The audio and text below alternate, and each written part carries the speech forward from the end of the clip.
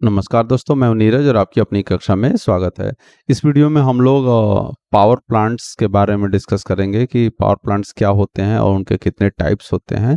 तो जैसा कि हमें पता है कि पावर प्लांट हम लोगों ने देखा है कि जो हमारे घरों में बिजली इस्तेमाल हम कर रहे हैं, वो बिजली हमें गवर्नमेंट की तरफ से फैसिलिटी में मिल रही है। और गवर्नमेंट के पास भी कहाँ से आ रही है? ये बिजली कहीं ना कहीं तो बन रही होगी। जैसे कि एक एग्जांपल की बात करें, जब लाइट चली जाती है आपके घरों में, तो या तो आप इन्वर्टर का इस्तेमाल करते हैं या फिर जनरेटर का इस्तेमाल करते हैं। और इन्वर्टर में भी आपका क्या होता है, आप उस एनर्जी को डीसी के फॉर्म में बैटरी में स्टोर करके रखे रहते हैं और उसको इन्वर्टर का इस्तेमाल करके एसी में कन्वर्ट करके इस्तेमाल करते हैं। या दूसरा, जनरेटर का अगर इस्तेमाल करते हैं तो आप उसमें एक डीजल इंजन यूज़ करते हैं और उसमें एक अल्टरनेटर लगा होता है जो कि मैकेनिकल एनर्जी को इलेक्ट्रिकल में कन्वर्ट करता है। तो बिल्कुल वैसे ही जो है, हमारे जो पावर स्टेशंस हैं या पावर प्लांट हैं वो भी हैं। वहाँ पर भी क्या होता है, एक हमारा प्राइम मूवर होता है। आप ऐसे समझ सकते हैं कि एक हमारा क्या होता है, प्राइम मूवर, जो कि घुमाता है। जैसे हमारा छोटा सा जो डीजल जनरेटर होता है, उसमें जो मैकेनिकल इंजन लगी होती है वो हमारा प्राइम मूवर का काम करती है। और उसके आगे एक आपका क्या जुड़ा होता है, अल्टरनेटर, या कह सकते हैं जनरेटर जुड़ा होता है। और हमको यहाँ पर फिर इलेक्ट्रिसिटी यानी कि एसी सप्लाई जो है वो मिलती है। ये होता है। तो बिल्कुल यही वर्क यहाँ पर भी होता है। अब यहाँ हमारे जो पावर प्लांट्स हैं वहाँ पर भी यही स्ट्रक्चर होता है, लेकिन हम लोग जो देखते हैं घरों के आसपास छोटे जनरेटर्स, यहाँ पावर स्टेशन पे वही बड़े स्केल पर होता है और उन्हीं को हम क्या कहते हैं, पावर स्टेशंस कहते हैं। यहाँ जो हमारा छोटा जनरेटर होता है उसमें हम लोग नॉर्मली फ्यूल के रूप में जो है डीजल का इस्तेमाल करते हैं, लेकिन जो पावर स्टेशंस होती हैं वहाँ पर जो है विद्युत उत्पन्न करने के लिए हम कोयला, पेट्रोलियम प्रोडक्ट्स, प्राकृतिक गैस, जीवाश्म ईंधन इस्तेमाल करते हैं, जलाकर उससे वो जो है एनर्जी प्रोड्यूस करते हैं। इनके अलावा जो है आजकल परमाणु ऊर्जा का भी उपयोग किया जा रहा है, लेकिन आजकल डेली लाइफ में जो है ज़्यादातर सौर ऊर्जा, पवन ऊर्जा, लहर और जल विद्युत जैसे जो हमारे मेथड्स हैं जिससे कि हम एनर्जी बना सकते हैं या प्रोड्यूस कर सकते हैं, उनके ऊपर ज़्यादा फोकस किया जा रहा है, ज़्यादा ध्यान दिया जा रहा है। इसका रीज़न क्या है? क्योंकि ये जो है आपके अक्षय ऊर्जा है, ठीक है ना? ये क्या है? ये हम इनको, इन ऊर्जा को लंबे समय तक इस्तेमाल कर सकते हैं, इसकी कोई लिमिटेशन नहीं है। जैसे कि एक एग्जांपल ले लें, सूरज की ऊर्जा। तो सौर ऊर्जा जो है वो आपको हमेशा पूरे लाइफ टाइम मिलता रहेगा और सबसे बड़ी बात है, फ्री ऑफ कॉस्ट आपको मिल रहा है। जबकि बाकी के जो ये हैं, कोयला है, आपको कहीं ना कहीं से निकाल रहे हैं और वो कोयला जो है वो ख़त्म भी हो जाएगा। वैसे ही आपका पेट्रोलियम प्रोडक्ट भी ख़त्म हो सकते हैं, जीवाश्म भी ख़त्म हो सकते हैं, परमाणु ऊर्जा भी ख़त्म हो सकती है। लेकिन ये सोलर है, मतलब सूरज की रोशनी है, हवा है, पानी है, ये आपको हमेशा मिलते रहेंगे। तो इसलिए जो आजकल इनका प्रचलन ज़्यादा है। तो इनके बेसिस पर जो है अलग अलग तरीके के आपके पावर स्टेशंस होती हैं, तो उनको हम लोग देखते हैं।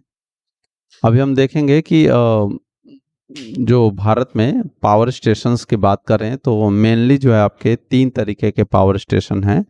आपका हाइड्रो पावर प्लांट्स हैं। हाइड्रो पावर प्लांट्स का मतलब जो कि जहाँ पर बिजली जो है पानी की मदद से बनता है। दूसरा है आपका थर्मल पावर प्लांट, जहाँ पर बिजली जो है वो ऊष्मा, ना, जब फ्यूल हम जला के आग से और उसके बाद जो है वहाँ पर गर्मी प्रोड्यूस करके पानी को भाप बनाते हैं और फिर इस्तेमाल करते हैं, इसलिए इसको कहा जाता है थर्मल पावर प्लांट्स। और तीसरा है आपका न्यूक्लियर पावर प्लांट, जहाँ पर जो फ्यूल है वो आपका परमाणु ऊर्जा से मिल रही है। तो ये आपके जो है 3 मेथड्स मेन है जो कि ज़्यादातर इस्तेमाल में आते हैं। और ये आपके कुछ पावर प्लांट्स के नाम लिखे हुए हैं और उनके किस रिवर पर है। जैसे कि हाइड्रो पावर प्लांट है तो ऑब्वियस बात है किसी न किसी नदी पर ही होगा। तो नदी पे डैम बना के और उसका इस्तेमाल जो है वो बिजली बनाने के लिए किया जाता है। तो किस जगह पर है और किस स्टेट पर है और किस नदी पर है, ये बताया गया है। ये आप इसको आराम से नोट डाउन कर सकते हैं। और वैसे ही आपका थर्मल पावर प्लांट है वो किस स्टेट में है ये बताया गया है, और ऐसे ही आपका न्यूक्लियर पावर प्लांट है वो किस स्टेट में है वो बताया गया है। अब इसके बाद अगर हम बात करें कि क्लासिफिकेशन की, तो क्लासिफिकेशन में बिल्कुल यही जो ऊपर अभी हम लोगों ने 3 डिस्कस किया वो तो है ही। जैसे कि यहाँ पे देखिए तो कितने प्रकार हैं, स्टीम यानी कि thermal power plant, hydro power plant और न्यूक्लियर पावर प्लांट, और इसके अलावा भी डीजल पावर प्लांट भी होता है और गैस टरबाइन भी होती है। तो डीजल पावर प्लांट में क्या होगा, फ्यूल के अगर बात करें तो वहाँ पर डीजल इस्तेमाल किया जाएगा, और गैस टरबाइन में क्या होगा, आपकी गैसेस का इस्तेमाल किया जाएगा फ्यूल के टर्म्स में। मतलब आप वहाँ पे उनको जलाएंगे और उनसे जलेंगी तो जो एनर्जी मिलेगी उससे हम पानी को क्या करेंगे, गर्म करेंगे, और गर्म करने के बाद आगे हम इस्तेमाल करेंगे। ठीक है, तो अभी हम लोग 1 बाय 1 मेनली 3 पे फोकस करेंगे, थर्मल, हाइड्रो और न्यूक्लियर पावर प्लांट पे। तो हम लोग यहाँ पे अभी पहले डिस्कस करेंगे थर्मल पावर प्लांट के बारे में। थर्मल पावर प्लांट क्या होते हैं?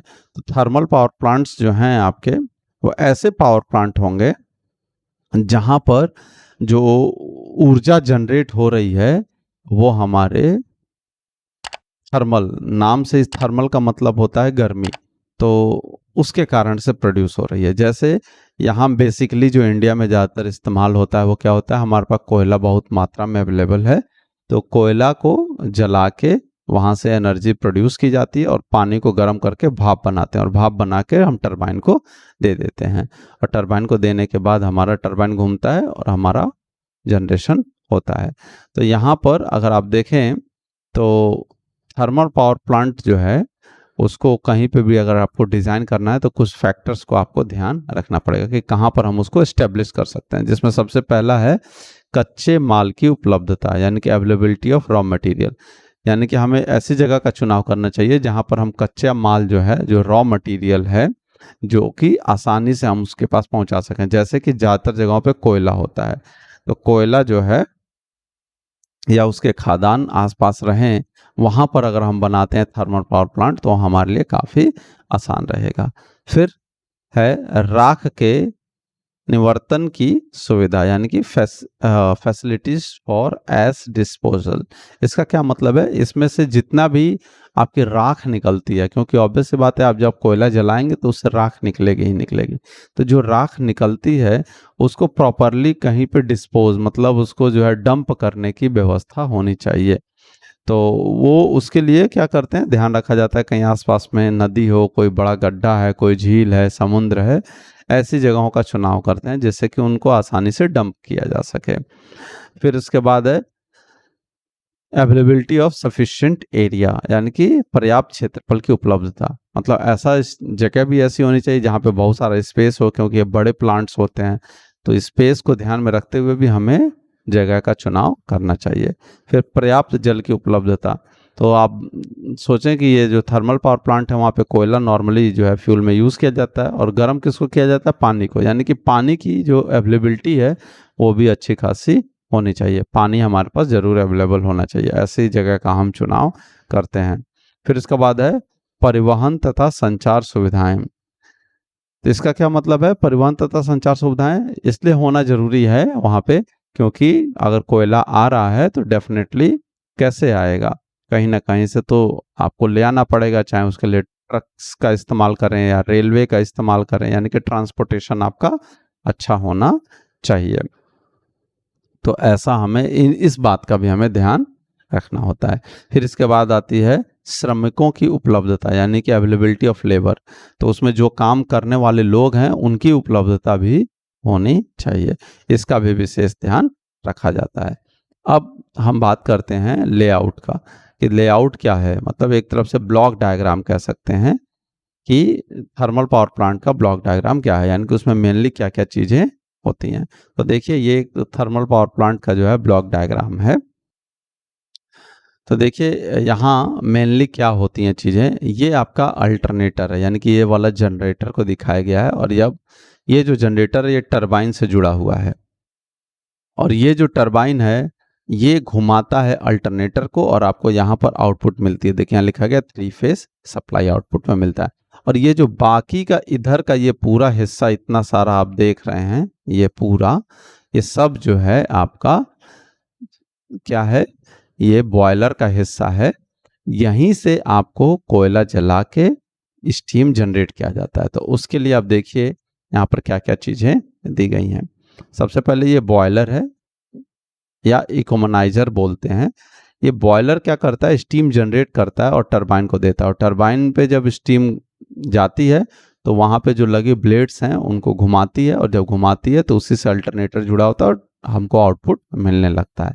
यानी कि ये जो बॉयलर है इसका मेन काम क्या है, स्टीम जनरेट करके टरबाइन को देना।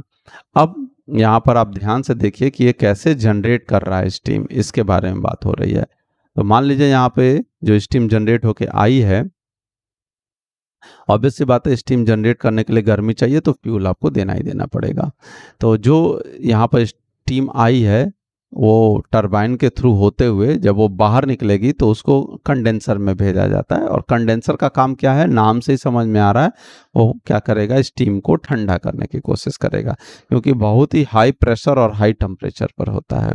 तो जब वो ठंडा करने की कोशिश करेगा, और ठंडा करने के लिए यहाँ पे कूलिंग टावर होता है, और कूलिंग टावर से होते हुए जब पानी थोड़ा ठंडा हो जाता है तो वहाँ पर एक पंप लगा के, सर्कुलेटिंग पंप है, फिर से कंडेंसर को भेज दिया जाता है, और फिर ये कंडेंसर से जो आउटपुट निकलता है यानी कि जो पानी होता है वो आपका फिर से पंप एक लगा होता है, वाटर पंप ही है, उससे पंप करके एचपी हीटर को दे देते हैं। एचपी हीटर का मतलब हाई प्रेशर हीटर है। तो ये क्या करता है, ये पानी को यहाँ पे हल्का सा गर्म कर देता है। फिर उसके बाद आता है बॉयलर फीड पंप। तो ये यहाँ पर भी एक तरीके का पंप ही है, लेकिन पानी गर्म है तो उस गर्म पानी को ये फीड करता है लो प्रेशर हीटर पे, यानी कि यहाँ पे प्रेशर थोड़ा सा रिड्यूस हो जाता है, लेकिन पानी यहाँ पर भी और गर्म हो रहा है, और वो बॉयलर को भेज दिया जाता है। और बॉयलर में फ्यूल आ ही रहा है तो ये पानी को और ज़्यादा गर्म करता है और स्टीम बन जाती है, और स्टीम बनने के बाद यहाँ पे फिर से आपको स्टीम जो है टरबाइन को दे दी जाती है। तो इस तरीके से ये सर्कुलेशन चलता रहता है और हमको आउटपुट पे 3 फेज सप्लाई मिलती रहती है, क्योंकि टरबाइन आपका घूमता है और आउटपुट हमें मिलता रहता है।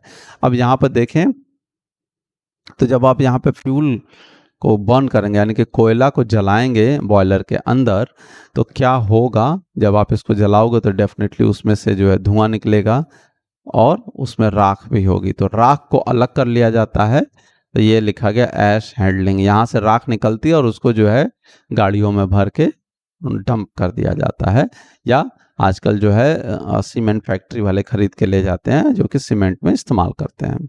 फिर उसके बाद ऑब्वियस सी बात है हवा भी निकलेगी, तो जब हवा निकलेगी वो गर्म होगी, तो इसलिए लिखा है यहाँ पे एयर हीटर। और यहाँ पर गर्म हवा आती है और यहाँ पे चिमनी बनी हुई है, और चिमनी से होते हुए जो गर्म हवा है वो क्या होती है आपकी बाहर निकल जाती है। तो यहाँ इतना बड़ा सा जो है ये आपका एक तरफ से ब्लॉक डायग्राम है, और यही सारा कंसेप्ट जो है यहाँ नीचे आपको 1 बाय 1 डिस्कस, जो हम लोगों ने अभी डिस्कस किया उसी को लैंग्वेज के फॉर्म में जो है वो लिखा गया है। तो आशा करते हैं कि आपको वीडियो पसंद आई होगी। अगर वीडियो पसंद आई है तो अपने दोस्तों के साथ शेयर करें, और जब चैनल पर नए हैं तो चैनल को सब्सक्राइब कर लें। धन्यवाद।